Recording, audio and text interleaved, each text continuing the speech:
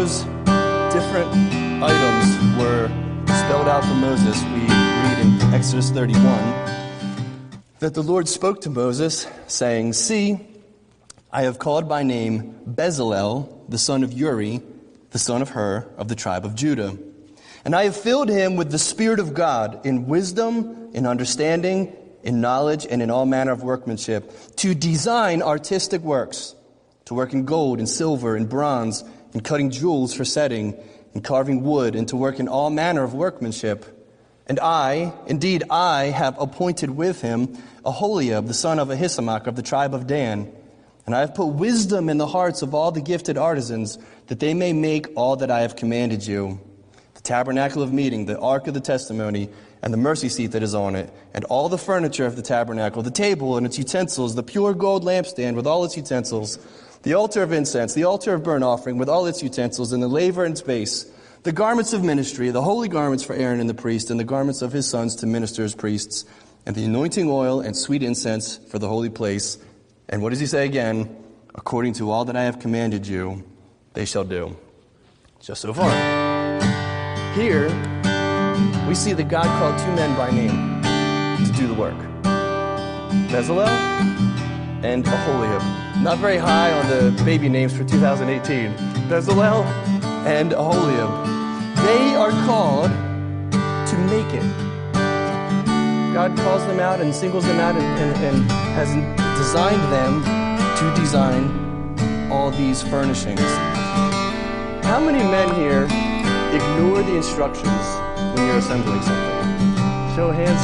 You know that feeling? You open it up and you don't really need to read all those stupid details on how to put it together. Whatever the project is, it's kind of easy to assume that we've got enough skill and experience, to do this intuitively. It can't be that complicated, right? I know for me, there's always that one extra bolt. I'm done. I'm thinking, I don't even know where that would have went. That probably, it probably won't fall apart. It'll be fine. It won't kill anybody, I hope. That kind of confidence is harmless when I'm making a little toy car for my son. And it doesn't really matter if I'm putting together a dishwasher and I'm kind of just winging it as I go. Worst case scenario, it's going to leak in my kitchen and I got to fix it. These guys were assigned to something a little more significant though. This wasn't just installing an appliance in your home or building a toy for your kid.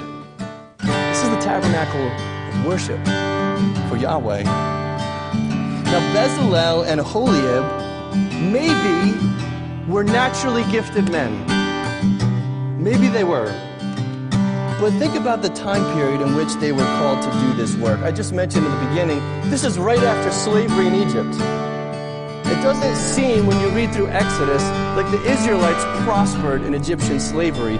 Chances are, the kind of daily work that these guys were accustomed to was bearing burdens and working manual labor under taskmasters as they were being whipped. I don't think that Bezalel and Aholiab had a lot of experience making finely decorated golden candlesticks or breastplates with engraved precious stones. It doesn't sound like Egyptian slavery. But maybe they were. Maybe they were experienced in fine craftsmanship. Even if they were, they've never worked on something like this before.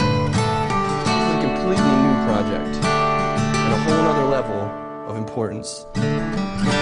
In order to complete this work the way God required, they were going to need help from God himself.